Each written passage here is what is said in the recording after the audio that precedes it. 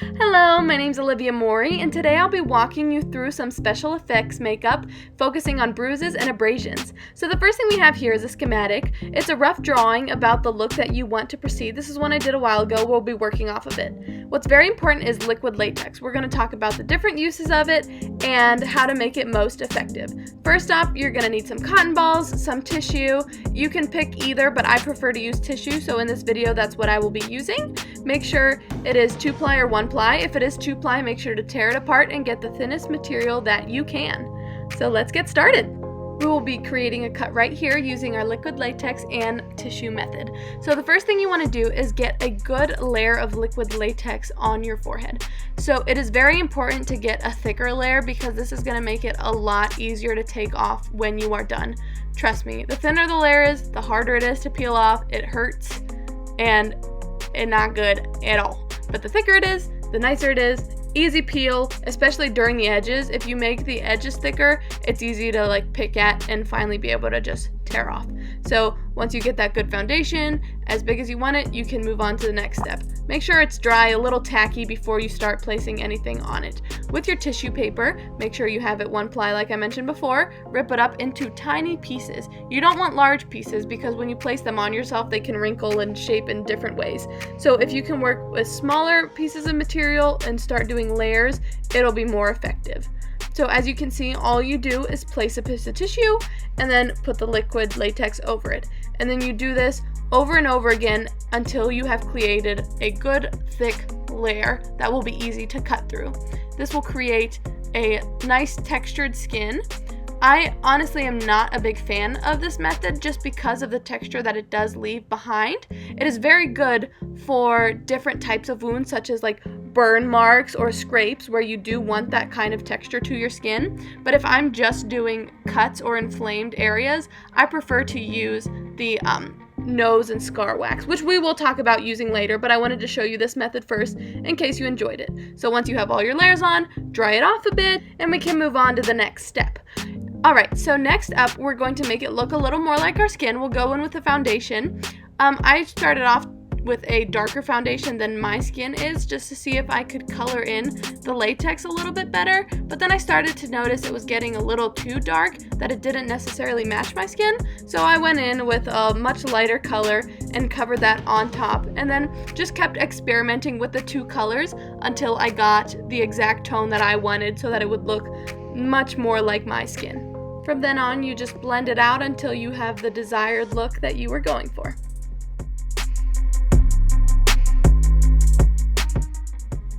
Alright, that's looking pretty good if I may say so myself. You say, what? Is there even anything there? Well, I mean, there's a little texture, but that's okay. It still looks pretty good. Our next step will be cutting into it. So what you can do is you can use tweezers, but I preferably like to use these clay tools, even though I know not everyone has access to clay tools, but this pointy one, he's my friend, helps me get in those cuts pretty well. There's flatter ones that still have a point into them that can help open the wound. These just help me kind of scoop out the stuff when I have my nose and scar wax. But overall, we're just gonna go in. You can use your clay tool or your tweezers, and you just start to break apart the little cast that we've made with the liquid latex and our tissue. So as you can see, I'm holding down the sides. This helps because as you're pulling on it, the latex is going to want to come up and you don't want to end up tearing the whole wound that you just created. So make sure to hold those sides down and just get a nice cut in the middle. You can make it as big as you want. You don't want to make it a complete straight line because with cuts like this, they're always going to have a little texture to them, maybe some jagged lines, and then you can make it as big or as small as you want. Don't be afraid to play around with it a little. As you can see, some of my liquid latex did end up lifting up. If that happens to you and you get these little flaps, don't be scared. You have your liquid latex right here that you can just go in the crack and fill in the bottoms of them, and then just push the material back down onto your skin, leaving the crack in the middle. And it's all good, all perfect, still there, and we can keep working, and then you can repeat that method as many times as you need to.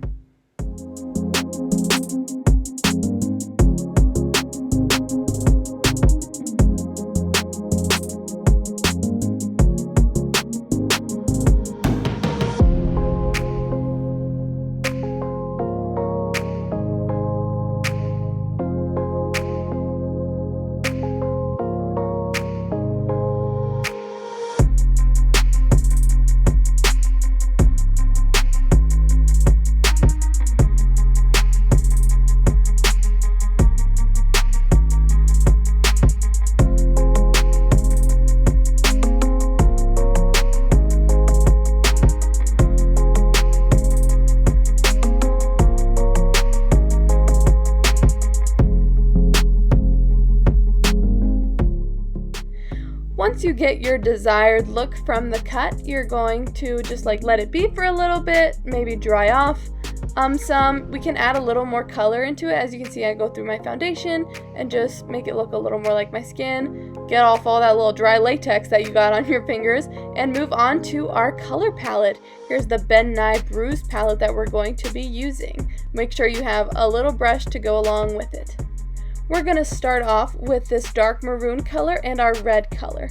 So first off, we're going to get some of that red onto our brush, and we're going to place it within the cut that we created, following the exact line. As you can see right here, we're just filling in the line that we've created. It should probably be touching our actual skin, and then we're going to work it a little bit on the outsides of the actual cut itself. As you can see, it's starting to look a little realistic. I've been wounded. So now we're going to go in with our darker colors. You have this maroon color, that's the one that I'm choosing to use, and you're going to follow the same line that you did with the red. The only difference is that this time we are not spreading it out to the sides. We're strictly following the line that we created prior. This helps the illusion of it being a much deeper cut and gives us a good amount of dimension. As you can see, I'm using the brush again to go in with this red, just because I saw that the maroon was covering up a little too much of the red that I put on there. So a lot of this is just finding a good balance and experimentation with the colors that you're using. Once again, I have to act out my injury because it's pretty good. Alright, so now that we have that done, the next thing to go into is using more colors. I'm going to put some yellow on this because yellow usually signifies a bit of an older wound or just age onto it, because when we get cuts or any kind of injury, it doesn't just occur to the section itself. I mean, sometimes with little scratches, but in general with bigger wounds, it affects all of the skin around us. Alright, I'd say it's looking pretty good, and we're ready to move on to our next step. This is going to be our fat lip with a cut in it. To create this effect, we're going to use our nose and scar wax. This creates a completely different texture from the one that we did here on our forehead with the tissue. Like I mentioned before, I wasn't a big fan of the texture that it creates, but I love the scar wax. It looks a lot more natural. And of course, we have our friend liquid latex. Pre-warning, smells real bad, especially close to your nose, but that's okay. You get over it pretty quick. Much like your forehead, you want to make sure you're starting out with a nice thick foundation of the liquid latex to work with. That way it makes it easier later on for you to peel off. Just make it to the shape of how large you want your lip to be. 1 second, I almost forgot to get petroleum jelly. This is very important when working with the putty itself, just because it will stick to your hands if you don't have something preventing that, and you want to be able to mold and shape it with your fingers. So I'm scraping a small amount of it out, and I'm shaping it to the shape of my lip and to its desired size. You want to make it a little natural, but enough that it looks plump and is more accentuated. Of course, this, much like everything else, is a lot of a playing game and just experimenting with things and moving them around as you're going. So once you get it stuck on the liquid latex, you continue to shape it around. I'm using one of my flatter tools to push it against my skin. You want to create the plumpness of the lip, but once you go off the line of the lip, you want to get it as flat to the skin as possible. So here you'll just see me continue to play with it until I have the desired shape that I want. You can feel free to remove any excess material that gets stuck on it as well.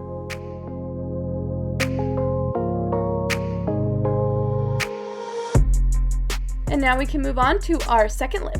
So we're going to do the same method on the top as we did on the bottom, creating a good coat of liquid latex, going kind of up toward one of your nostrils. This is where it's going to smell pretty not very good. Okay, so let it dry a little bit, get your putty again, make sure you have the petroleum jelly on your hands, mold it to your desired shape. The top lip is shaped quite different from the bottom lip, so make sure you're following the structure of your lip.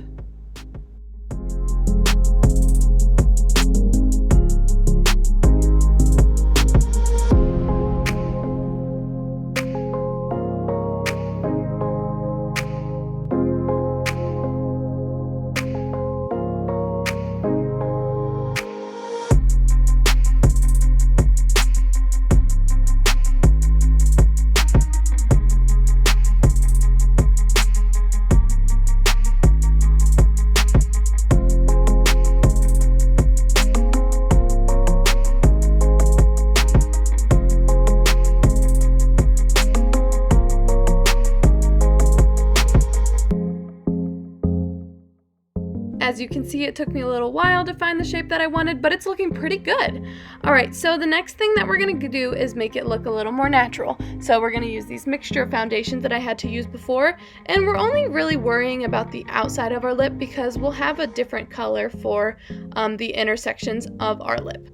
We're blending our foundation until it makes a nice seamless transition from our skin to our lip. We want to make it look as natural and realistic as possible.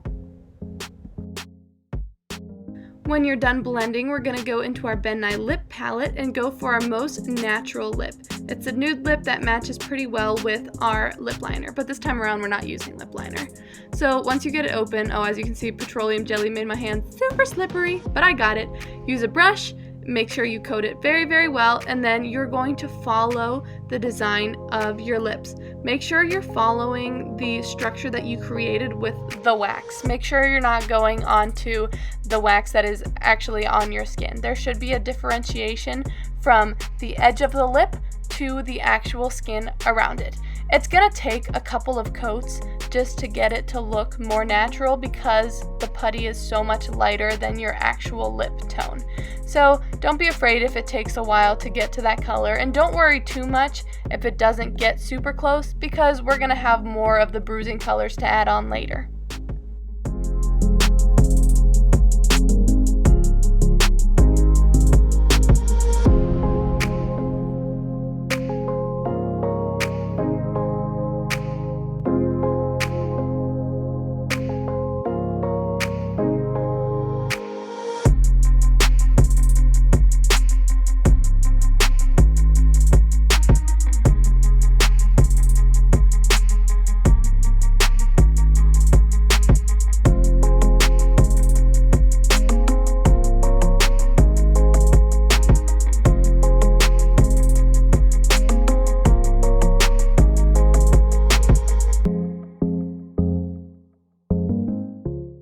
Now that we've gotten close to the color, we're going to go in with a darker color as well, just to mix it up and create a bit of the bruising or just make it look a bit more natural. When we're done blending, we're going to go in with one of our tools, whether it be like a needle or a tweezer. I'm using my pointy clay tool, and I'm going to cut the shape of that cut. Much different from the cut that we created on our forehead. This will come off very smooth and will be a lot easier to shape. And even if you cut too wide, unlike the latex on the top, you can squish it back together. You see me do that a couple of times. We start thin toward the top and we create almost a very long triangular shape. It'll become a wider triangle at the bottom, as you can see I'm creating right now. And then when you create the bottom lip, you don't want it to be directly underneath. You want it to be a bit off center, because as the swelling begins in your mouth after you've been injured, your lips will kind of shift from side to side. So where the wound was created at the beginning doesn't necessarily mean it will sit there as time passes by.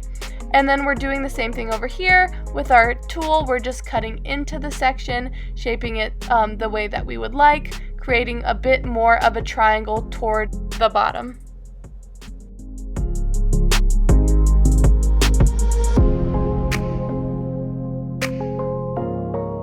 Don't be afraid to play around with the cut until you get the desired shape.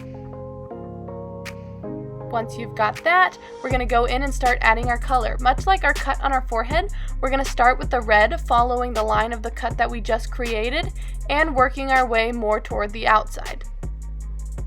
This process stays the same. We're going to do the same on the bottom, starting with the inside of our red, and then working our way toward the outside once again.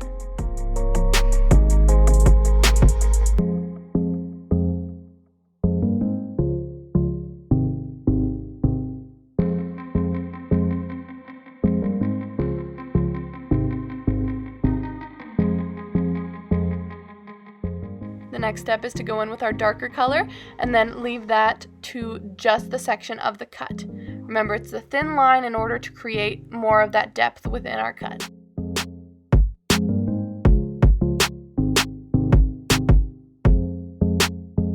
As you can see, it's already getting some dimension, adding on to the dimension that was already created by just having the cut be so deep into the wax in general.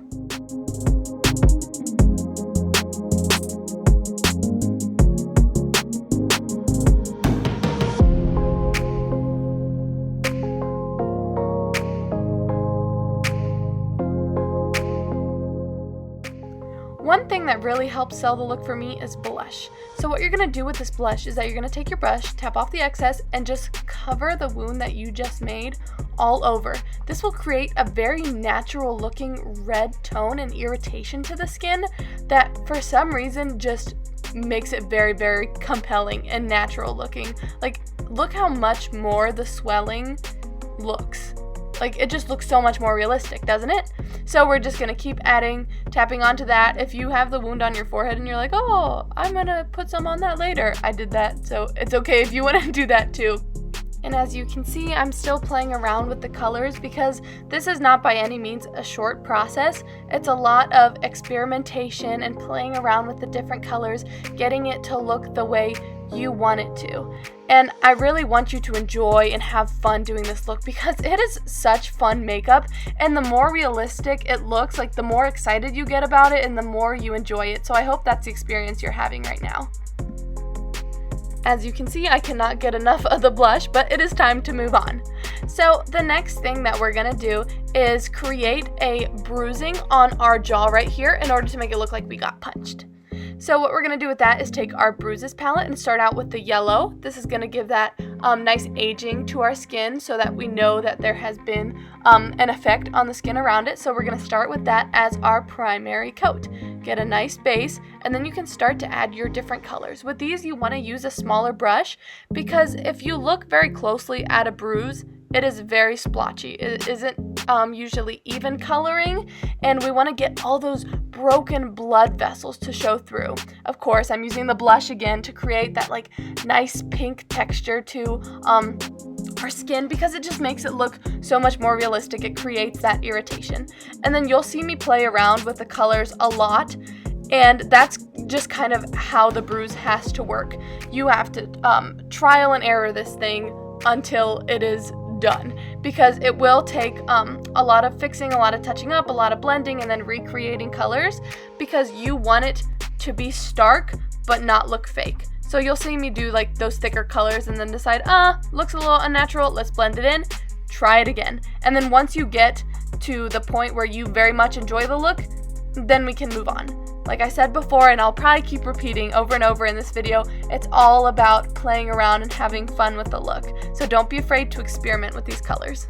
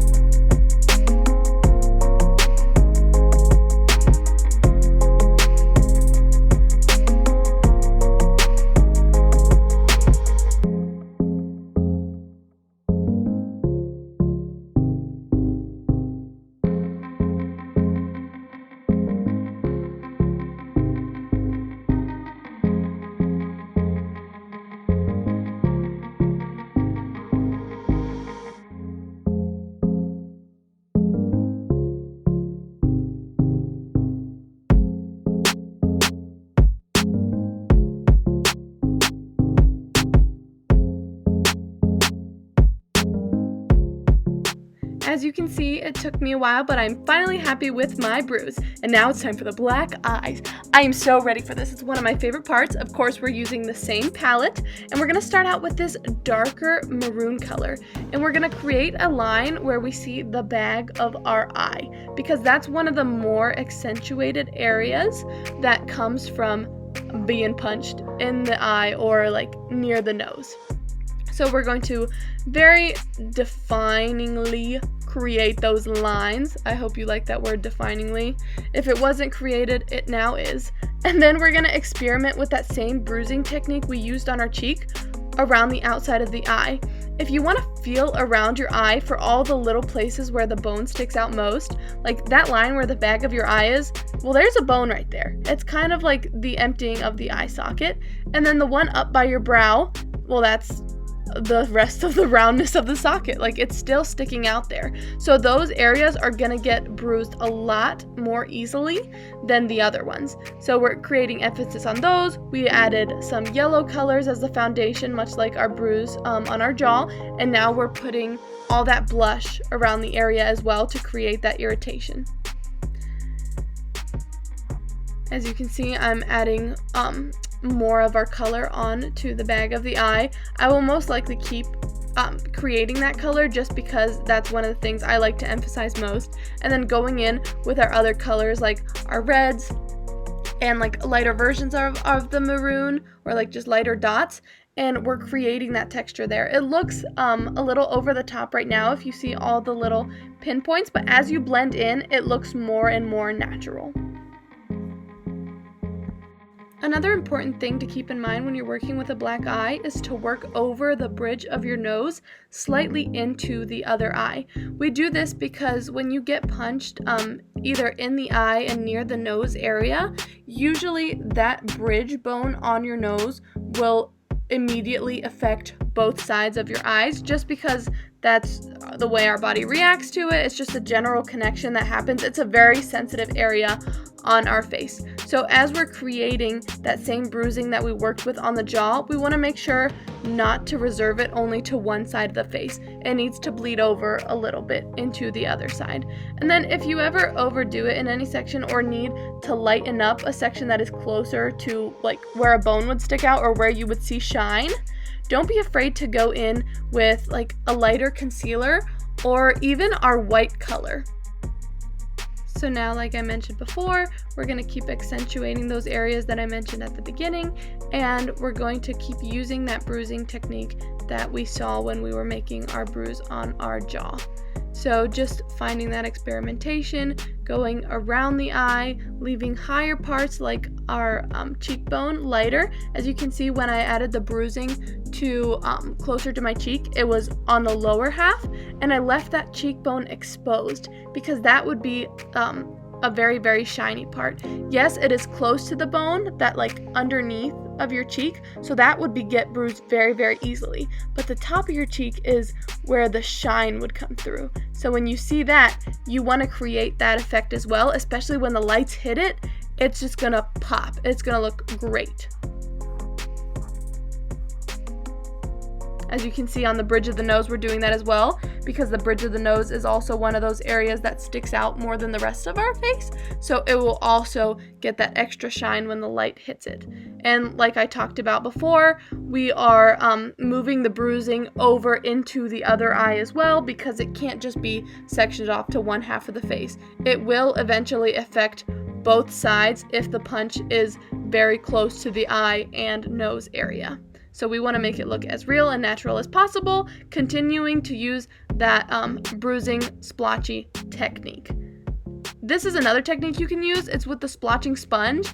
I don't like to use it as much unless I'm going to blend it in more, just because it makes the dots a little too small for me and a little too even as well, because the sponge stays in the same pattern the whole time.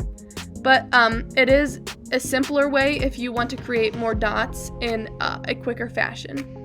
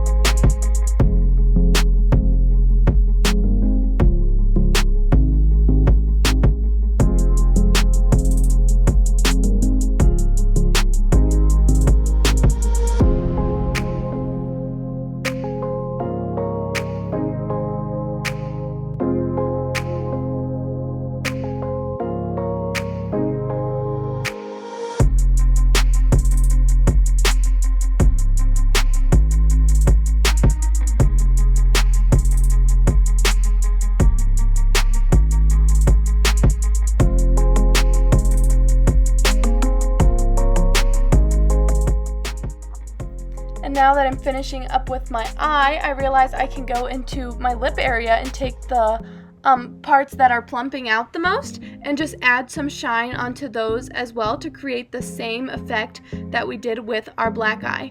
And then, of course, like I mentioned before, I saw my cut and I was like, oh, I could really use some skin irritation on that. So I'm going back in with the blush and adding that onto it to make it more realistic and maybe cover up a bit of the texture that is created, or in some cases it kind of emphasizes it because it covers in the cracks. So right now I'm just doing some finishing touches overall with my look to make sure I'm happy with it, and I am. That's it. I am very happy with the way it turned out. Here's generally what it should look like. You don't have to do the look all together, but you can do each piece individually. These are different techniques to use, and I hope you found them very useful. But wait, little pro tip. If you want to create a swollen eye, we can use the same effect we did on our lip and put a bulge on the top of our eyelid and the bottom where we have the bags of our eye, and this will create that swollen shut look of a black eye. So just wanted to let you know that in case you want to try, experiment with that. And that's it. I don't feel so good. But of course, I couldn't leave you without the satisfaction of seeing this great peel off of the latex. Here's the one on the forehead. Beautiful and pretty much painless unless you catch some of those little hairs. That can hurt as it pulls those out, but luckily I did not get any and it feels so good. The lip as well, just get a little under there, under the wax, and peel it right off. So beautiful, kind of gross, but great. Very simple to clean off, and then you just wipe the rest of your face off and you're good to go. Thanks for joining me, bye!